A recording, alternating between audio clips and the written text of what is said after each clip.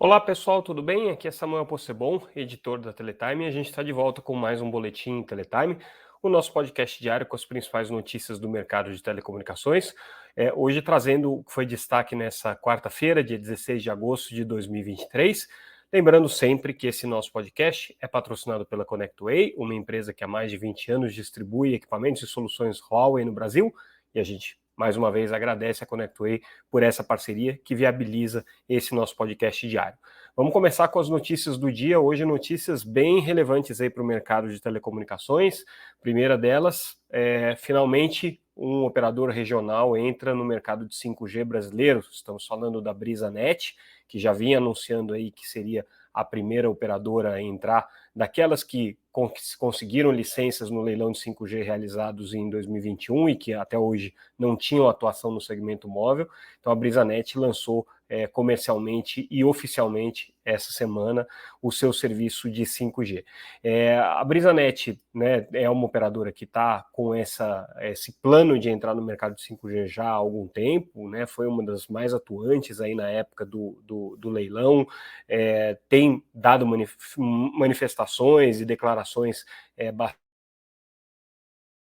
5G, tem uma visão muito clara daquilo que eles pretendem implementar, e eles têm duas faixas de frequências importantes. Eles têm a faixa de 3,5 GHz e tem a faixa de 2,3 também, que eles estão utilizando, porque é uma faixa que hoje propicia para eles uma cobertura mais ampla, né? No caso do lançamento das operações de 5G que aconteceram essa semana, comercialmente está em duas cidades, na cidade de Pereiro, no Ceará, onde nasceu a BrisaNet, né, basicamente, e na cidade de São Miguel, no Rio Grande do Norte. Eles pretendem ampliar essa cobertura, então até o final do ano a expectativa é chegar a pelo menos 40 municípios já cobertos, inclusive algumas capitais. Eles já anunciaram aqui planos de lançar o serviço ainda esse ano em Fortaleza, então a ideia deles é isso. Eles já estão com uma rede, com uma cobertura que cobre aí aproximadamente 12 cidades, né, na região em que a BrisaNet está atuando, e tem a expectativa aí de conseguir chegar a uma cobertura total. Hoje está em torno de 400 mil habitantes, né? Querem conseguir chegar aí a 5 milhões de habitantes nessa sua cobertura total. As duas cidades que eles estão em operação agora são realmente bastante pequenas, né? Pereiro tem 15 mil habitantes, boa parte deles, inclusive, funcionários da BrisaNet. A cidade ela gira muito em torno, né, da força que a BrisaNet tem. A cidade de São Miguel tem 23 mil habitantes, então é também uma cidade, uma cidade pequena, né? Mas a ideia deles é conseguir, obviamente, ampliar essa cobertura, né? No caso da quantidade de estações que a BrisaNet tem, ela já tem, segundo os dados daqui da Anatel, 220 estações licenciadas em 50 cidades do Nordeste. Não significa que elas estejam em operação, significa que eles podem já ativar o sinal quando eles quiserem, mas devem ainda estar fazendo ajustes, devem estar fazendo trabalhos técnicos aí de preparação. Além da cidade de Fortaleza, né, onde eles têm aí planos de lançamento, eles também têm planos aí de chegar a Salvador, Fortaleza e Aracaju, que são capitais aí que estão, né, dentro do escopo de cobertura da BrisaNet, né? Hoje, pelo menos com o serviço de fibra, né, que é o principal serviço que a operadora tem. Eles estão, nesse momento, já anunciando, já está no site deles as ofertas, mas eles não especificam que é com 5G, né? São serviços com franquia de 4 GB a R$15, franquias de 10 e 19 GB, nos valores respectivamente de R$35 e R$61, né? E prometem uma cobertura nacional utilizando aí a rede da Vivo, com quem eles têm esse acordo aí de compartilhamento de infraestrutura. Então, de home, né, na verdade. Então, essa aí é o quadro inicial do trabalho que a BrisaNet vai fazer. Na verdade, eles têm planos ainda mais agressivos, eles estão querendo ser uma operadora hoje com um diferencial de oferecer mais, cobrando menos. Então, o mais, no caso da BrisaNet, vai significar mais franquia, né, praticamente o dobro aí de franquia do que a concorrência, segundo o Zé Roberto Nogueira, que é o CEO da operadora. eles estão com planos de aumentar o ticket médio do celular. Hoje a gente sabe que o mercado brasileiro tem um ticket médio bastante constrito, bastante limitado por conta da oferta de pré-pago, né? E o plano da Brisanet é conseguir chegar aqui a um ticket médio na casa de R$30. Então a estratégia deles passa muito por isso, de conseguir valorizar. Eles entendem que na região em que eles atuam hoje existem poucas opções e as opções não são adequadas ao custo de vida e à disponibilidade que a população tem. Então, eles pretendem trazer produtos mais adequados para essa população e, eventualmente, até ampliar isso para uma rede que inclua o acesso de banda larga fixa pela rede 5G, que é o que a gente chama de FWA. Aliás, pode ser 5G e pode ser 4G, né? E também combinar isso com o serviço móvel. Então, é marcante o fato, porque a gente sabe que os operadores regionais estão, de uma maneira geral, com dificuldades para conseguir botar os seus projetos de 5G em curso. A gente tem, além da Brisanet, a gente tem a Unifique, a gente tem a Liga Telecom, a própria Algar, que já opera na região dela, mas né, ela também é uma operadora, e a maior incógnita de todos é a Cloud2You, né, que levou o leilão, mas a gente não tem mais ouvido falar muito deles, né, e a gente sabe que eles estão numa área bastante desafiadora ali de cobertura, que é a área que estados do Sudeste, né, então um desafio grande aí que a Cloud2You tem. A Liga vai operar no estado de São Paulo e na região norte do país, e em parceria, na verdade eles ganharam em consórcio com a Unifique, mas fizeram uma divisão bem clara lá, eles ficam com o Paraná e a Unifique fica com o Rio Grande do Sul e Santa Catarina. Então a Unifique vai entrar nessas duas regiões, a Liga também vai entrar no Paraná e no estado de São Paulo e no norte do país, a Cloud2You entrando no restante dos estados do Sudeste e no Centro-Oeste a Brisanet e no Nordeste também, né, a Brisanet atuando aí como a operadora regional. Então, marcante, elogios aí a Brisanet por ter conseguido botar esse plano em curso, e agora a gente espera ver o desempenho da operação comercial e ver como é que vai ser o resultado na prática. Eles estão muito otimistas, mas a gente sabe que o Brasil é um país muito desafiador, né? E a Brisanet talvez seja aí o maior exemplo, né, de operadora que, contra todas as probabilidades, né, foi muito bem sucedida na sua estratégia, mais de 20 anos já atuando no Nordeste, não à toa, estão na liderança aí da banda larga fixa nas principais cidades em que eles atuam. Vamos lá, continuar acompanhando. Outra notícia super relevante do dia com relação à questão do mandato do Baigorre na Anatel, do presidente da Anatel, Carlos Baigorre. O Baigorre, ele estava sob risco de perder o seu mandato já no final de 2024. Por quê? A gente já explicou isso algumas vezes. A nomeação do Baigorre aconteceu em 2021 pelo presidente Bolsonaro, né? Só que indicando ele para ser presidente para ficar pelo período de 5 anos. Ele já tinha tido 2 anos de mandato como conselheiro até então. Então, no final das contas, ele teria 7 anos de mandato. O TCU questionou isso daí e o decreto de nomeação do Baigorre saiu sub judice, vamos dizer assim, né? Saiu dizendo que ele estava sendo nomeado para presidente da Anatel com mandato até uma decisão do TCU. E aí o TCU, na figura do ministro Walton Rodrigues, deveria então tomar uma decisão final com relação a esse tema nessa quarta-feira aqui. Não aconteceu por 2 pedidos de vistas, o ministro Jonatas de Jesus pediu vistas e também o ministro Augusto Nardes pediu vistas também por 60 dias. Então, nada foi decidido agora, mas o relator já apresentou o seu voto. E aí, qual foi a grande novidade do voto do Walton e que muda bastante o cenário que a gente tem aí para o futuro do Baigorre na Anatel?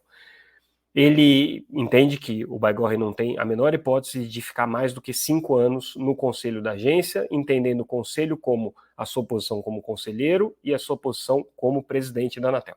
Então, nesse caso, não tem discussão. Não vai somar os 2 anos que ele tinha e mais 5 anos que ele teria. o que acontece é que ele entende que essa contagem tem que se dar a partir do momento que o Baigorre tomou posse na Anatel, e não a partir do momento em que começou o prazo de vigência da vaga que ele entrou.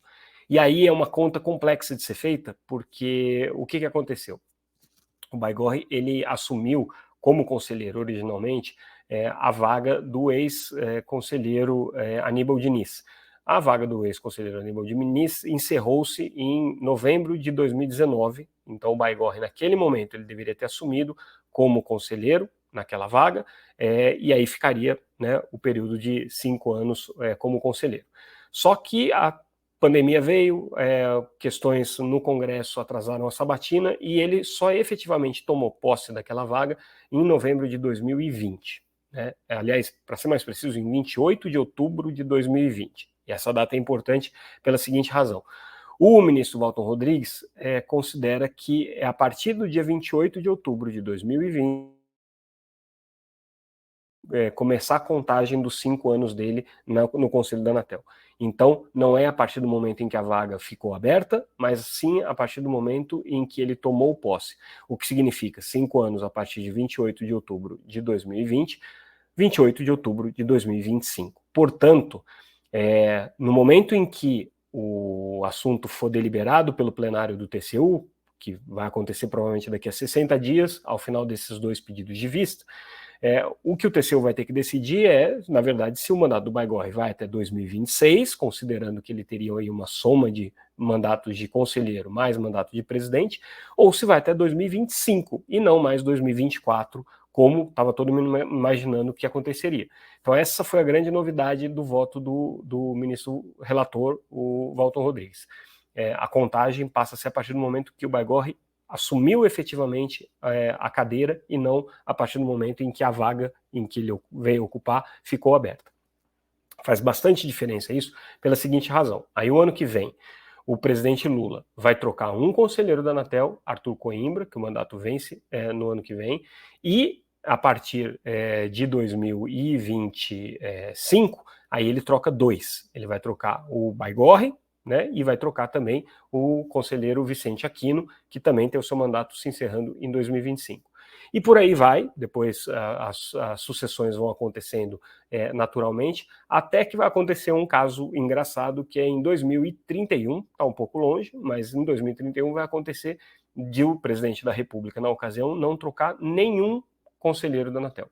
Então vai ser um único ano, né, na história do que aconteceu, vai ser o único ano em que o presidente da República não vai ter a opção de trocar o conselheiro da Anatel. Já aconteceu no passado de não ter havido trocas, mas porque o presidente da República não quis indicar. A Dilma demorou uma eternidade para indicar nomes, o próprio presidente Lula, nos seus 2 primeiros mandatos, demorou uma eternidade para indicar nomes. Teve períodos em que a Anatel ficou mais de um ano com o conselho incompleto, né? Mas por força do casamento de mandatos, isso aconteceria em 2031, caso a manifestação e a posição do ministro Walton Rodrigues prevaleça junto ao plenário do TCU. E vai ser, né, uma situação curiosa, porque o presidente da República que ganhar a eleição em 2030, estamos falando aí num cenário bastante distante, mas estaremos aqui para contar essa história, com certeza. O presidente da República em 2030 ganhou a eleição, chega 2031, ele não vai nomear nenhum conselheiro da Anatel, ele só vai colocar o seu primeiro conselheiro da Anatel no final de 2032. Então ele vai passar quase 2 anos sem mexer no corpo diretivo da agência. E, mais curioso ainda, né, esse presidente da República não vai fazer o presidente da Anatel em nenhum momento. Então o presidente da Anatel vai ter sido indicado no governo anterior a ele e vai sair no governo posterior a ele por conta do descasamento. O mandato de presidente são 4 anos, de conselheiro da Anatel são 5 anos. Então, isso aí é só uma curiosidade, uma consequência, caso prevaleça essa posição do ministro Walton Rodrigues, que é bem provável que prevaleça, tá? Dito isso, ele elogiou o Baigorre, chamou de um quadro técnico extremamente competente, probo, enfim, rasgou elogios ali ao Baigorre no que ele poderia, mas, né, reconheceu que não tem como o Baigorre ficar 7 anos, vai ter que ficar 5, esse é o entendimento, mas deu 1 ano aí de lambuja fazendo essa contagem nova de prazos aí. Se o precedente fica, a gente vai ter vários descasamentos de contagem daqui para frente, mas essa é uma outra história que a gente vai contar lá na frente, caso esse precedente seja criado efetivamente. Então, essa foi a notícia do dia. Não sei se foi por causa dessa manifestação do presidente do Senado, Rodrigo Pacheco, que o ministro Walton Rodrigues trouxe esse voto, vamos dizer assim, conciliador, né? Dá até para a gente chamar de conciliador. Mas o presidente do Senado, na manhã em que o julgamento no TCU aconteceria, descascou a possibilidade aí do Baigorre perder o mandato. Tá? Ele disse que isso não deve acontecer, inadmissível, que é uma decisão que o Senado tomou, houve uma sabatina, né, e que seria uma atitude aí indevida do TCU interromper o mandato do presidente de agência reguladora no meio do caminho. Defendeu o Baigorre, né, então ganhou aí um apoio super de peso o presidente da Anatel com essa manifestação do presidente do Senado, Rodrigo Pacheco, lembrando sempre, né, que o TCU é um órgão técnico de assessoramento do Legislativo, então, né, tomar uma puxada de orelha aí do presidente do Senado deve ter doído aí na orelha dos ministros do Tribunal de Contas da União. Nessa mesma matéria, a gente traz também uma manifestação da FENINFRA, federação que representa as empresas de infraestrutura de telecomunicações, também defendendo aí o mandato do Baigorre, dizendo que qualquer troca em 2024, a interrupção do mandato, seria um fator aí de bastante incerteza e desequilíbrio para o mercado de telecomunicações, defendendo veementemente a continuidade do mandato do Baigorre até o final do decreto que o nomeou, ou seja, até 2026. Na verdade, o decreto não estabeleceu a data, tá? Mas é a data que a gente sabe que era a intenção do governo ter feito a nomeação. Outra matéria importante que a gente traz hoje, uma entrevista com o Rafael Guimarães, presidente da Hughes no Brasil. A Hughes opera o serviço de banda larga via satélite HughesNet, maior competidor hoje da Starlink.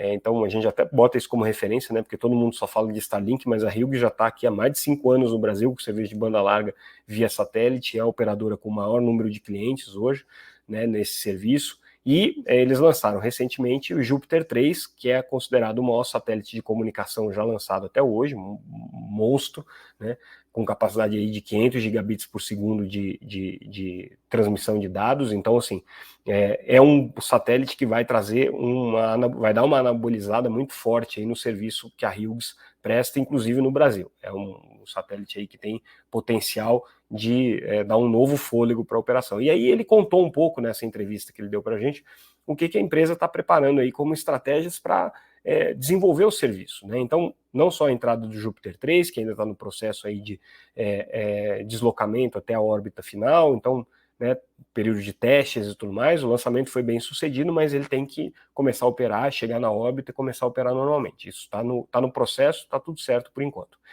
Ele coloca também que a expectativa da Hughes para o Brasil no ano que vem é já trazer também um serviço que combina as transmissões via satélite com as transmissões por meio da rede 4G e 5G.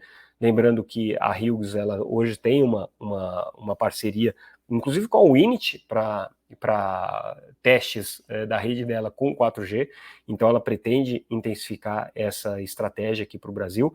E outra novidade é que a Hughes vai passar a oferecer também soluções baseadas em constelação de órbita baixa. No caso, né, não seria com a Starlink, mas com a concorrente da Starlink, que já opera no mercado brasileiro, inclusive, que é a OneWeb. É uma operadora menos conhecida, porque ela tem foco só em atender o mercado B2B2C, ou seja, ela não vende diretamente ao consumidor, mas no caso da Hughes aqui, eles vão comprar a capacidade da OneWeb, da qual eles são sócios, inclusive, para complementar o serviço. Então, a estratégia da Hughes aqui para combater a Starlink e para entrar no jogo competitivo aí dessa nova banda larga via satélite, e eu chamo de nova porque ela já existe há muito tempo e a Hughes é protagonista, passa aí por essas estratégias que eu mencionei, né? A combinação de órbita baixa com órbita geoestacionária, a combinação de 4G com o satélite e, obviamente, o aumento da capacidade com o Júpiter 3 aqui.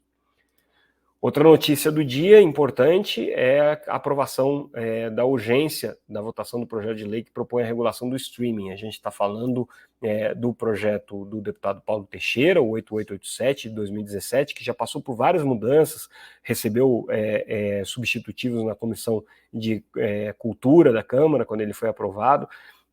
E é um projeto muito, muito complexo e muito amplo. Tá? Na verdade, ele cria um monte de regras para o mercado de streaming, ele mistura essas regras com o mercado de TV por assinatura, ele faz um cruzamento aí de obrigações de TV por assinatura para streaming, estabelecendo regras que são mais isonômicas e tudo. Nesse sentido, ele é um projeto que faz todo sentido como a gente entende a necessidade de isonomia entre a TV por assinatura e o mundo over the top, o mundo pela internet. O problema é que ele estabelece uma quantidade imensa de regras. Então é um projeto assim, de altíssimo teor regulatório, vamos chamar assim. Né? E aí agora ele vai ser analisado na Comissão de Ciência, Tecnologia e Comunicação, né? Aliás, ele já foi analisado, né, onde ele recebeu aqui o parecer do deputado André Figueiredo. Né, esse parecer do deputado André Figueiredo mexeu algumas coisas, tirou um pouco o SEAC do alcance dessa matéria, e agora ele está com o pedido de urgência para votação aprovado. Tem muita gente dizendo que ele ainda precisa ser discutido, o próprio deputado André Figueiredo disse que ele ainda vai ser discutido por pelo menos mais 60, 90 dias, né, tentando botar aí um pouco de panos quentes aí nas manifestações em contrário, mas o fato é o seguinte, tá, e a análise é essa. Os grupos de pressão e interessados aqui em fazer com que o mercado de TV por assinatura seja espelhado no mundo do streaming, estão atuando, né, e há projetos caminhando nesse sentido. Você tem a cota de tela sendo prorrogada para 2000 por mais 20 anos, né, pelo projeto do senador Randolfo Rodrigues. Você tem esse projeto já para o streaming caminhando também. Então, assim, existe movimentação para regular o ambiente audiovisual, mas colocando mais regras, né? O que ainda não existe é um movimento consistente do setor de TV por assinatura no sentido de pedir a desregulamentação e o alívio das regras setoriais, que é o que o setor de TV por assinatura fala em todos os eventos. A gente deu entrevista também com o Gustavo Fonseca, presidente da Sky, essa semana, que ele comenta isso, ele comenta da necessidade de aliviar as regras do setor e tudo mais. O presidente da Claro, o José Félix, que vai falar inclusive no Pay TV Forum da semana que vem, um evento que a gente organiza, tem dito que é necessário revogar a lei do SEAC, mas esse lobby ainda não apareceu no Congresso, né? Então a gente está vendo uma movimentação dos atores de produção independente, dos atores da produção nacional, se movimentando de maneira bem mais intensa. E aí, para a gente fechar o nosso boletim de hoje, a gente traz uma análise que a Ericsson faz no mercado de 5G, em que eles insistem, né, e isso tem sido repetido por outros fornecedores também, de que a etapa de você fazer o investimento para ampliar a cobertura do 5G, ela é necessária para que as receitas venham no futuro. Né? As operadoras estão muito queixosas com relação a isso, que os investimentos no 5G não estão trazendo dinheiro ainda, né? E inclusive há aí sinalizações de que talvez o crescimento do 5G a partir do ano que vem deu uma arrefecida justamente pelo fato de que as operadoras não querem colocar mais dinheiro simplesmente para ter uma rede melhor, elas querem botar mais dinheiro para ter mais receitas. Mas aí os fornecedores aqui estão insistentes nesse ponto, que é necessário ampliar a cobertura, que os serviços virão no futuro. É aquele jogo de queda de braço, né, entre fornecedores e operadores. Os fornecedores querem vender mais, querem que os operadores comprem mais, mas os operadores querem mais receitas, e isso ainda não está acontecendo no 5G como o pessoal achava que ia acontecer.